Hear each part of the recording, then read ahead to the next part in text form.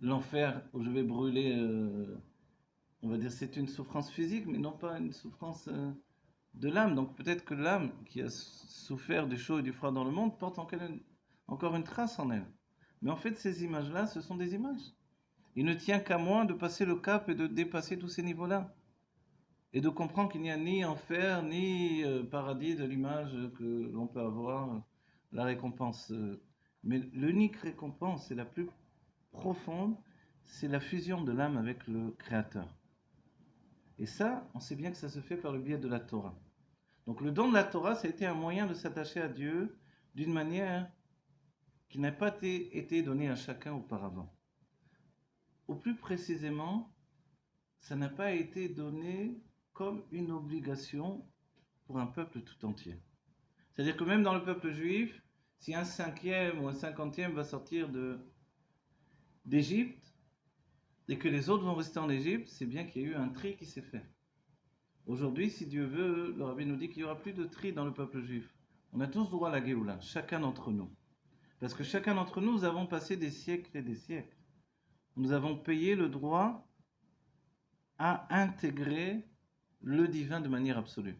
Alors ça a l'air à nouveau que je rentre dans une notion de Sachar et Onesh, que j'aime pas tellement en vérité. Sachar et Onesh de punition et de récompense. Mais évidemment, c'est beaucoup plus élevé. C'est qu'on a structuré suffisamment notre personnalité pour intégrer le divin d'une manière totale. Et notre soumission s'est affirmée avec les siècles passés que le réceptacle maintenant est tellement grand qu'il ne va plus exploser. On va dire quel rapport avec un réceptacle qui explose, mais en fait il faut savoir que notre monde est basé sur un monde qui lui a implosé ou explosé, qui s'appelle la Sphira Kelim. Il y a eu une brisure des réceptacles. C'est-à-dire que notre âme était tellement brûlante du désir de Dieu, c'était un tel dévoilement divin que le réceptacle était insuffisant et tout s'est brisé. Et ça a donné la matière que l'on utilise dans notre monde. Et cette matière-là, pendant des siècles, on a délivré l'étincelle qui se trouvait dans la matière. Aujourd'hui, on a travaillé jusqu'au bout de cette mission. Donc l'étincelle n'existe plus. Il ne reste plus que la matière pour elle-même. Dès ce moment-là, on entame un commencement qui n'était pas a priori, oui, qui n'était pas a priori structuré dans la Torah précédente, qui est le fait de s'unir avec la matière pour elle-même. Dans l'union avec la matière, finalement, on accède à quelque chose de tout à fait nouveau. C'est-à-dire reconnaître que Dieu n'est pas dans les mondes divins, mais qu'il est ici-bas dans cette matière. Et ça, c'est un nouveau judaïsme qui n'existait pas précédemment. Et tout à coup, même la notion de tzaddik, qui était précédemment le fait de se séparer de la matière du monde, aujourd'hui, alors, excusez, je vous en prie. Le tzaddik, c'est quelqu'un qui est capable de vivre avec le monde. Quelqu'un qui est capable d'être en harmonie avec le monde matériel. C'est pour ça que Ve'amer Kulam Tzadikim, aujourd'hui se dévoile que tout ton peuple, ce sont des tzadikim. Donc il n'y a plus ces grandes figures de grands tzadikim vers lesquels je vais aller, etc. Ça y est, c'est terminé, il n'y en a plus autour de nous. Donc les tzadikim, ce sont nous, on doit bien faire. Mais Makom, c'est En Ish, Tishtadel Yot Ish. Certains veulent bien faire encore jouer le jeu d'être des tzadikim, etc. Mais nous sommes ces nouveaux tzadikim qui sont des gens tout à fait, entre guillemets, communs, parce que nous sommes à proximité de la matière, parce que nous jouissons de la matière, qu'on va choisir le meilleur gâteau, le meilleur petit sandwich dans la Brit Mila, mais c'est pas pour autant qu'on aime moins Dieu qu'un autre. Parce que j'aime plus le sandwich au thon ou au saumon, j'aime moins Dieu que celui qui va prendre le sandwich qu'il n'aime pas. Auparavant, le tzaddik, lui, il va même pas prendre le sandwich, il va peut-être attraper une olive. Un petit grain de raisin, un petit quelque chose, une petite miette. Et il va se suffire de ça pour jouir, par exemple, du repas de la Brit Mila. Donc en fait, cette nouvelle entité du nouveau tzaddik qui n'existait pas précédemment, c'est un tzaddik qui est, lui, dans le monde de la matière. De ce fait-là, ça nous enlève une obligation également.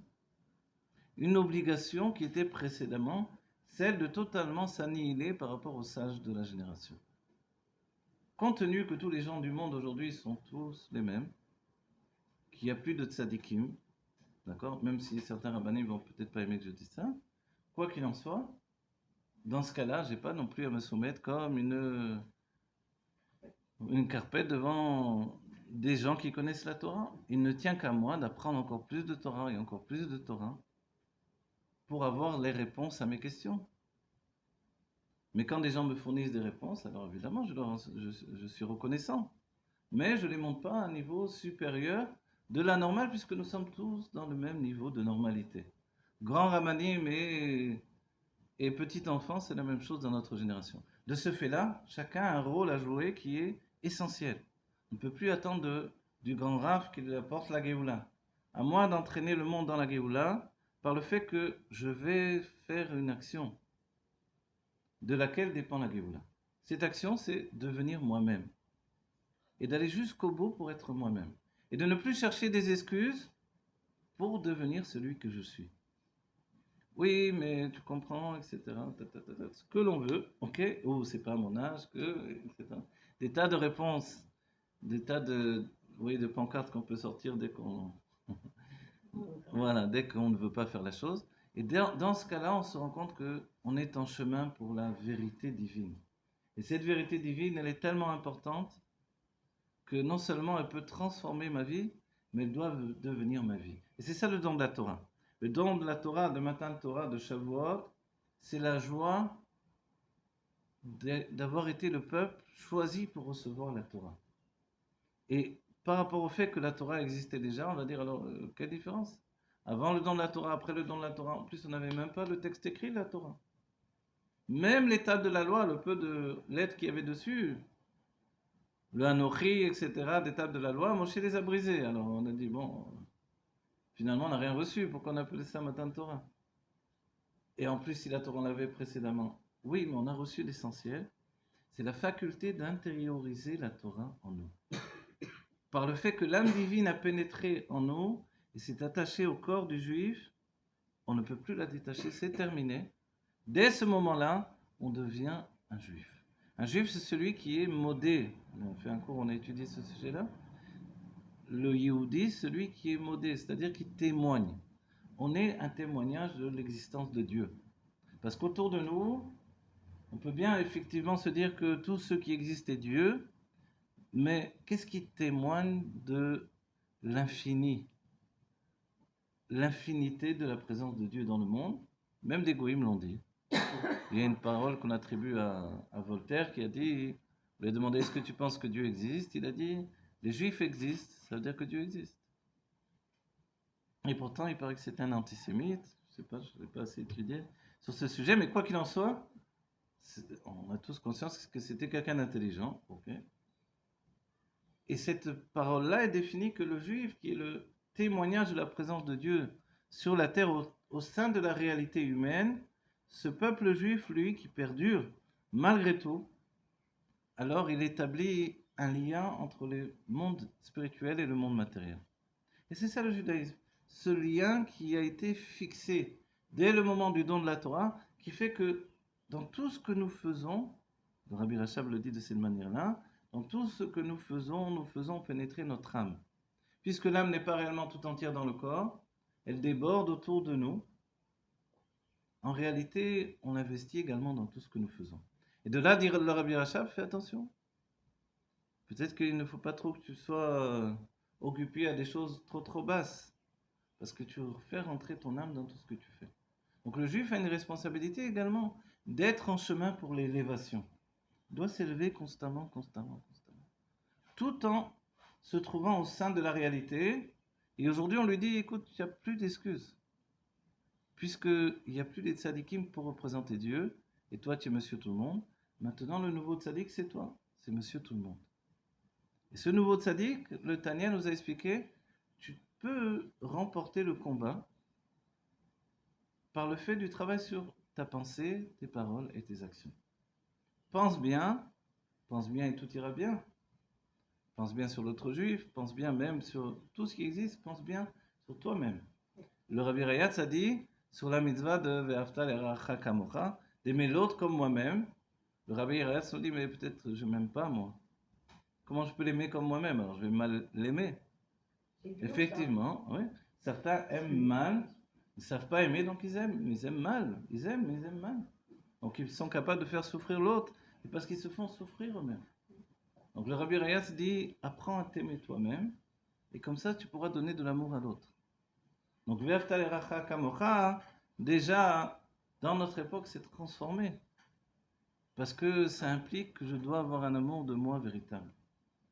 Donc je ne peux pas être le dernier de la liste, le dernier servi, celui qui va souffrir, celui qui va prendre la plus mauvaise part, etc.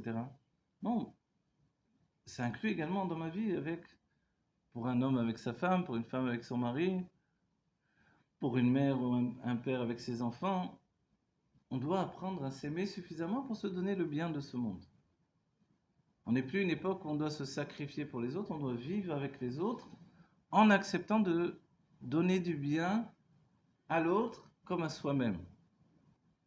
J'ai entendu une histoire où une mère de famille avait juste de quoi donner des tranches de pain à ses enfants pour qu'ils mangent. Et à un moment, elle voyait qu'elle n'avait pas assez pour elle et pour les enfants, donc elle a commencé à donner des tranches de pain à ses enfants, et elle se privait de pain.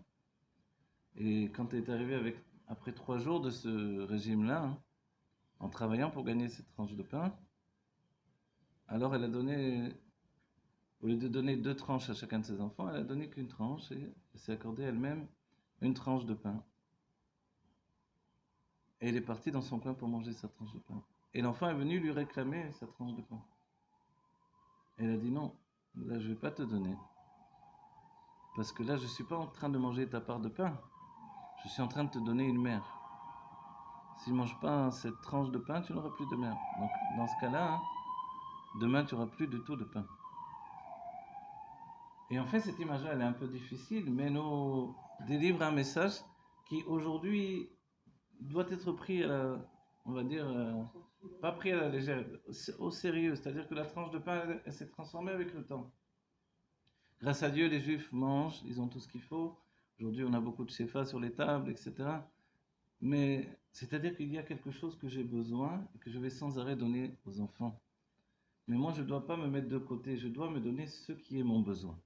De vie, d'épanouissement, Donc, je dois trouver ce juste milieu dans la vie pour m'aimer suffisamment pour me donner également, comme je suis habitué à donner aux autres. Et ça, c'est une grande aventure humaine que l'on découvre aujourd'hui qui n'existait pas dans les siècles précédents. Il y a 50 ans en arrière, les gens ne pensaient pas forcément vivre pour leur bonheur, ils vivaient pour survivre. Aujourd'hui, on apprend également, parce que nous sommes la génération qui s'avance vers la Géoula, que l'on doit vivre également pour notre bonheur personnel, c'est-à-dire être suffisamment heureux pour faire rentrer la Géoula dans notre vie. La Géoula qui est un concept immatériel d'un bien futur, du Beth Amikdash, du repas de Léviathan, etc. Le Rabbi nous a dit, fais-le rentrer déjà dans ta vie. Ah bon, comment je fais? Sois dans la joie de la Géoula. Donc une maison triste, c'est une maison où il n'y a pas de Géoula. Une maison où on danse, c'est une maison où il y a de la Géoula. Une maison où on rit, une maison où on est heureux, où il y a des chants. Et ça, c'est le peuple juif de notre génération. Parce qu'on ne peut plus vivre sur le traumatisme d'une vie passée où on est sans arrêt en train de se priver parce qu'il y a eu la destruction du temple. Aujourd'hui, on est déjà tourné vers la reconstruction. Le nouveau temple va être reconstruit et aujourd'hui encore, nous avons reçu la Torah d'une manière beaucoup plus grande que pendant les siècles précédents. Chaque année, ça va et ça s'agrandit. La lumière de la Géoula investie dans la Torah qui nous est donnée est encore plus grande. Donc je me suis renouvelé dans le don de la Torah. Donc je dois avoir des projets dans l'étude de la Torah encore plus grands aujourd'hui. Je dois dire, il y a des choses que je n'ai pas étudiées parce que je pensais que ce n'était pas de mon niveau. Maintenant, je dois y aller. Voilà, on se souhaite à chacun une grande réussite dans l'étude de la Torah. À partir d'aujourd'hui, une bonne santé pour pouvoir l'accomplir. Et puis que Dieu fasse que on soit tous, je dis le mot de la fin, je suis à vous dans 2 secondes, on soit tous riches, en bonne santé et que nous ayons vraiment, enfin, la Géoula Mitit Vashma avec le Rabbi Melech Mashiach, tous les tzadikim, que l'on soit très heureux. Et le bonjour chez vous, et une bonne santé dans vos familles, qui est vraiment un grand bonheur de vivre.